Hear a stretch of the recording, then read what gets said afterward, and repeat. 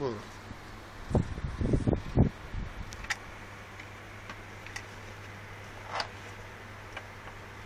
یه چیزی هم یادتون باشه که توی ریختن این چسب حراتی خصاصت به خرج ندید، چون هرچی این پشت محکمتر باشه پایه مانیتور شما محکمتر وای میسته.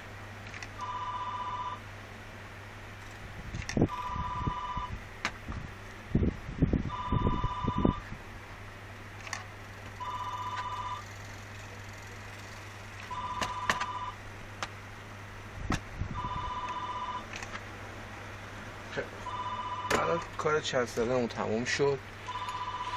حالا کاری که میکنیم با یه مته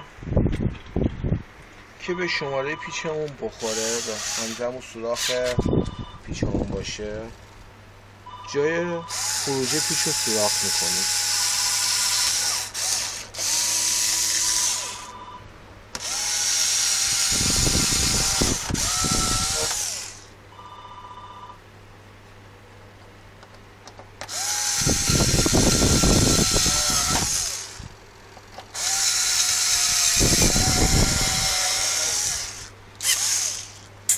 با یه مته یه خورده شماره بزرگتر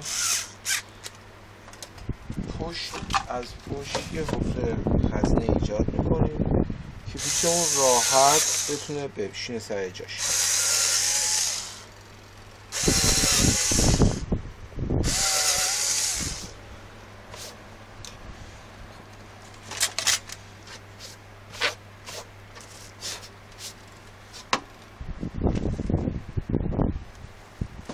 حالا اینجا واسه اینکه احیانا روی برد اون اتصالی پیش نیاد، چون در این قسمت از این برد مانیتور احتمال داره پیچ بلندتر بندازیم یه خورده بخوره به برد، روی این ما یه چسب حرارتی یک مقدار میزنیم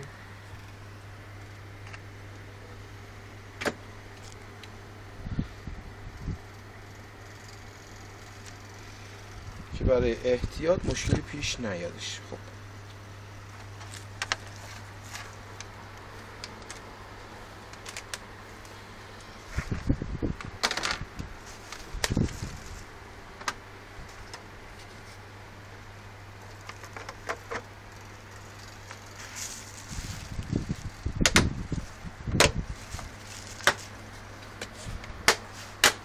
به این شکل که فشار بدید بغل رو کامل کیپ میشه و بسته میشه.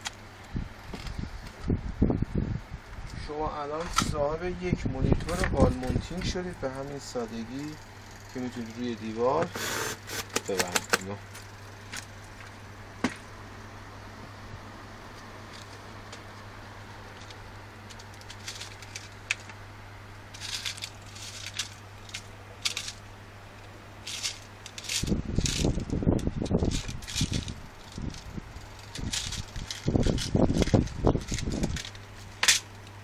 شما برای بستن پایه بسته به نوع خاص به نوع پایتون، ارتفاعش، حجمش، میتونید از پیچ‌ها و سایزایی که هست و نیاز دارید استفاده کنید. به این شکل ما میتونیم روی دیوار و روی پایه سوار بکنیم.